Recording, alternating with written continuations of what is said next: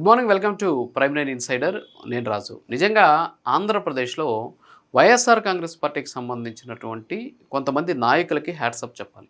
ఎందుకంటే ప్రజా సమస్యలు అని చెప్పేసి, అంతేకాకుండా రాష్ట్రంలో జరిగినటువంటి సంఘటనలు అని చెప్పేసి వాళ్ళు మీడియా ముందుకి, అలాగే కొన్ని కార్యక్రమాల రూపంలో చాలా పకడ్బందీగా, చాలా కాన్ఫిడెంట్గా చేస్తున్నటువంటి ఆ ప్రచారం ఏదైతే ఉందో నిజంగా వాళ్ళకి హ్యాట్సప్ చెప్పాలి. ఎందుకంటే వాళ్ళు చేసేటటువంటి ప్రచారం నిజమా కాదా, వాళ్ళు తీసుకున్నటువంటి సబ్జెక్ట్లో వాస్తవం ఉందా లేదా, వాళ్ళు మాట్లాడుతున్న అంశం కరెక్టా కాదా అనేటటువంటి విషయాలతో సంబంధం లేకుండా వాళ్ళు మాట్లాడేది నిజమే అనేటటువంటి ఒక స్పృహ కల్పించే విధంగా ఈరోజు వాళ్ళు చేస్తున్నటువంటి ప్రచారానికి నిజంగా హ్యాట్సప్ చెప్పాలి. ఎందుకంటున్నానంటే ఈ మాట, రీసెంట్గా 2 ఇష్యూస్కి సంబంధించి వైఎస్ఆర్ కాంగ్రెస్ పార్టీ చాలా తీవ్రమైనటువంటి ఆరోపణలు చేస్తూ దాన్ని బీభత్సంగా ప్రచారం చేసింది. ఏంటి ఆ 2 అంశాలు అంటే, మొదట మనం సాయి కృష్ణకు సంబంధించినటువంటి వ్యవహారం చూద్దాం. సాయి కృష్ణ వ్యవహారంలో సాయి కృష్ణని కస్టోడియల్ టార్చర్ చేశారని చెప్పేసి, సాయి కృష్ణని కస్టడీలోనే కొట్టి చంపేశారని చెప్పేసి, సో ఆయన్ని తీసుకెళ్ళి శవాన్ని కూడా బూడిద చేసేసారని చెప్పేసి వైఎస్ఆర్ కాంగ్రెస్ పార్టీకి సంబంధించినటువంటి నేత అంబటి రాంబాబు మీడియా ముందుకు వచ్చి కొన్ని ఫోటోలను రిలీజ్ చేశారు. అందులో చనిపోయినటువంటి ఒక మృతదేహం ఫోటోను కూడా రిలీజ్ చేశారు. ఆ మృతదేహం ఫోటో సాయి కృష్ణది. సాయి కృష్ణని ఈ రేంజ్లో కొట్టి చంపేశారు, చూడండి మొత్తం బాడీ నిండా ఏ విధమైనటువంటి గాయాలు ఉన్నాయని చెప్పి చూపించినటువంటి పరిస్థితి. అది జరిగిన దాదాపు 3-4 రోజుల తర్వాత అసలు ఆ ఫోటోలో ఉన్నటువంటి వ్యక్తి, అంటే ఆ డెడ్ బాడీ సాయి కృష్ణది కాదు, సాయి కృష్ణ చేత చంపబడినటువంటి నవీన్ రెడ్డిది అని చెప్పేసి బయటకు వచ్చింది. అది కూడా మీడియా బయటపెట్టింది. మరి ఇంత ప్రచారం చేశారు, కానీ కూటమికి సంబంధించినటువంటి ఎమ్మెల్యేలు కావచ్చు, అలాగే కూటమికి సంబంధించినటువంటి నాయకులు కావచ్చు, అసలు ఆ డెడ్ బాడీ ఎవరిది?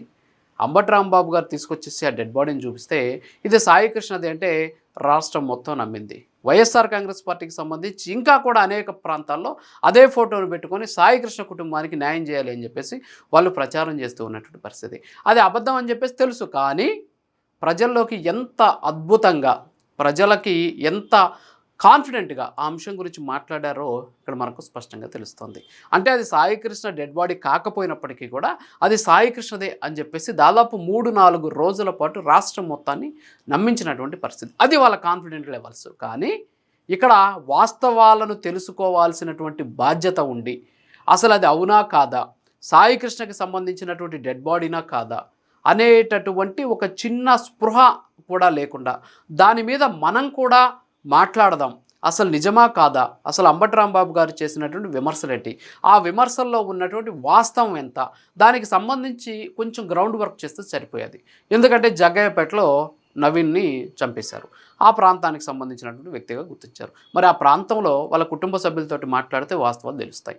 At the same time Sai కృష్ణకి సంబంధించి కొంతమంది నాయకులు వెళ్ళి కలిసేసి వచ్చారు. ఆ డెడ్ బాడీ అతనిదేనా కాదని వాళ్ళని అడుగున్నా చెప్పుండేది, కానీ అవి ఏం పట్టించుకోవాలి. దాదాపు 4 రోజుల వరకు నవీన్ మృతదేహాన్నే సాయి కృష్ణ మృతదేహంగా చూపించేసి మొత్తం రాష్ట్రాన్ని కాన్ఫిడెంట్గా నమ్మించినటువంటి పరిస్థితి. అలాగే డిఎస్సికి సంబంధించిన విషయం, డిఎస్సికి సంబంధించినటువంటి విషయంలో తొలుత పేపర్ లీక్ అయిందన్నారు, ఆ తర్వాత హారిజంటల్ రిజర్వేషన్తో అన్యాయం చేశారని చెప్పేశారు, ఆ తర్వాత స్పోర్ట్స్ కోటాలో ఉద్యోగాలు అమ్ముకున్నారని చెప్పేశారు. కానీ అవేవి కూడా వాస్తవం కాదు అని చెప్పేసి తర్వాత అధికారులు వివరణ ఇచ్చారు. కానీ ఇక్కడ కూటమికి సంబంధించినటువంటి ఎమ్మెల్యేలు ఏమాత్రం కూడా స్పందించలేదు. చాలా కాన్ఫిడెంట్గా వైఎస్ఆర్ కాంగ్రెస్ పార్టీ నాయకులు చాలా కాన్ఫిడెంట్గా మాట్లాడుతున్నారు.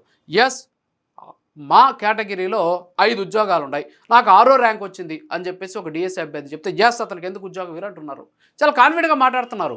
5 ఉద్యోగాలు ఉంటే 6వ వ్యక్తికి ఉద్యోగం ఇవ్వరు అనేటటువంటి విషయం కూడా జనాలను ఆలోచించుకోలేనటువంటి కాన్ఫిడెన్స్ వీళ్ళు ఇచ్చేస్తూ ఉన్నటువంటి పరిస్థితి. అలాగే స్పోర్ట్స్ కోటాలో ఒక అతను గోల్డ్ మెడలిస్ట్ ఎందుకు ఇరు, ఏదో ఒక మెడల్ వచ్చింది కదా ఉద్యోగం ఎందుకు ఇరు అంటున్నారు. అవును నిజమే కదా, ఆయనకి ఏదో ఒక మెడల్ వచ్చింది, మరి మెడల్ వచ్చిన వాళ్ళకి ఉద్యోగాలు ఇవ్వాలి కదా, పార్టిసిపేట్ చేసిన వాళ్ళకి ఇస్తున్నారు కదా, మరి మెడల్ వచ్చిన వాళ్ళకి ఎందుకు ఇవ్వట్లేదు? ఎస్, జగన్మోహన్ రెడ్డి గారు మాట్లాడిన దాంట్లో తప్పే లేదు, చాలా కాన్ఫిడెంట్గా మాట్లాడారు ఆయన. కానీ మెడల్ కాదు ఇక్కడ ఇంపార్టెంటు, మెడల్కి ఉన్నటువంటి స్థాయి ఇంపార్టెంటు అని చెప్పే ప్రయత్నం చేయకపోవడం వల్ల వాళ్ళ కాన్ఫిడెన్స్ లెవెల్స్ ప్రజల్లోకి చాలా వేగంగా వెళ్ళిపోతూ ఉన్నాయి. కానీ కూటమి ఏం చేస్తుంది, అది మాకు సంబంధించినటువంటి సబ్జెక్ట్ కాదు, అది క్రీడా శాఖ మంత్రి మాట్లాడుకుంటారు, లేకపోతే శాప్ చైర్మన్ మాట్లాడుకుంటారు, లేకపోతే ముఖ్యమంత్రి ఖాళీగా ఉన్నారు ఆయన మాట్లాడుకుంటారు, ఉప ముఖ్యమంత్రి ఆయన మాట్లాడుకుంటారు, మాకెందుకు అసలు ఆ సబ్జెక్టుతో మాకేం సంబంధం అనేసి చాలా సైలెంట్గా ఉన్నటువంటి పరిస్థితి. అందుకే వైఎస్ఆర్ కాంగ్రెస్ పార్టీ వాళ్ళకి హ్యాట్సాప్ చెప్తున్నారు. వాళ్ళు చాలా కాన్ఫిడెంట్గా, అందులో వాస్తవం ఉందా లేదా పక్కన పెట్టేస్తే కాన్ఫిడెంట్గా మాట్లాడుతున్నారు. ఏదైనా ఒక ఇష్యూ వచ్చిందంటే వెంటనే అందరూ బయటకు వస్తున్నారు. కానీ కూటమికి సంబంధించిన ఎమ్మెల్యేలు మాత్రం గూట్లో దాక్కున్నటువంటి పరిస్థితి. బయటకు వచ్చి మాట్లాడడానికి పాపం ఏం జరుగుతుందో కూడా తెలియనటువంటి పరిస్థితి. రీసెంట్గా సరకు సంబంధించిన ప్రక్రియలో మా ఓట్లు తొలగించేశారని చెప్పేసి మైదుగురికి సంబంధించిన మాజీ ఎమ్మెల్యే చాలా స్పష్టంగా డాక్యుమెంట్స్ సహా ముందుకు వచ్చారు. కానీ వాళ్ళ కొడుకు వాళ్ళకి సంబంధించినటువంటి ఓట్లు తొలగించారని. కానీ వాస్తవం చెక్ చేస్తే వాళ్ళ ఓట్లు ఉన్నాయి. కానీ అక్కడ ఉన్నటువంటి నాయకులు ఎవరు కూడా మాట్లాడరు. ఎందుకంటే వాళ్ళకి సంబంధించినటువంటి అంశం కాదు. సో కాబట్టి ఎంత కాన్ఫిడెంట్గా మాట్లాడుతున్న చూడండి వైఎస్ఆర్ కాంగ్రెస్ పార్టీకి సంబంధించినటువంటి నాయకులు. అందుకే నేను పవన్ కళ్యాణ్ గారు చాలా స్పష్టంగా మాట్లాడడం జరిగింది. ఏం చేస్తున్నారు, పౌరుషం ఉందా లేదా అనేటటువంటి వాదన వచ్చే విధంగా ఆయన మాట్లాడినటువంటి పరిస్థితి. ఇంతమంది యువత మీకు ఓట్లు ఇస్తారు, ఇంతమంది మీకు ఓట్లు ఇస్తే దాని మీద స్పందించాల్సినటువంటి అవసరం లేదా? మీరేమో బయటకు వచ్చి విమర్శలు చేయండి, వాళ్ళని అన్పార్లమెంటరీ ఓట్స్తో మాట్లాడండి అని చెప్పి వాళ్ళని చెప్పట్లేదు. కానీ ఆయన చెప్తున్నది ఏంటి, వాళ్ళు మాట్లాడింది అవునా కాదా అనే దానికి అధికారికంగా మీరు వచ్చి మాట్లాడినట్టుంటే పాపం ఎమ్మెల్యేలకి తీరిక ఉండట్లేదు అనమాట. అంటే నియోజకవర్గాల అభివృద్ధిలో వాళ్ళంతా కూడా చాలా భాగస్వాములు అయిపోయి అభివృద్ధి చేసే పనిలో ఉంటున్నారు. చాలామంది ఎమ్మెల్యేల మీద అవినీతి ఆరోపణలు, విమర్శలు, రకరకాలైనటువంటి ఆరోపణలు, చాలా చోట్ల ఇబ్బందులు పడుతూ ఉన్నటువంటి పరిస్థితులు. సో వాటిలో వాళ్ళు బిజీగా ఉన్నారు. అంతేగాని ఇక్కడ వచ్చినటువంటి సమస్యల మీద మాట్లాడారు. డిఎస్సికి సంబంధించి సో వాళ్ళు కొన్ని విమర్శలు చేశారు. ఎస్, ప్రతిపక్షం నాకు విమర్శలు చేస్తూ ఉంటారు. వాళ్ళు బేస్తో మాట్లాడతారా, బేస్లెస్తో మాట్లాడతారా పక్కన పెడితే దానికి ఆన్సర్ చేయాల్సిన బాధ్యత ఖచ్చితంగా ప్రభుత్వానికి సంబంధించినటువంటి ప్రజాప్రతినిధుల మీద ఉంటుంది. కానీ వీళ్ళు ఏం పట్టించుకోవాలి. అదే డిఎస్సికి సంబంధించి జగన్మోహన్ రెడ్డి గారి దగ్గరికి వెళ్ళినటువంటి అభ్యర్థులు ఎవరైతే ఉంటారో ఆ అభ్యర్థులు ఏ ప్రాంతం వాళ్ళు, ఏ జిల్లా వాళ్ళు, ఏ నియోజకవర్గం వాళ్ళు చెప్పారు.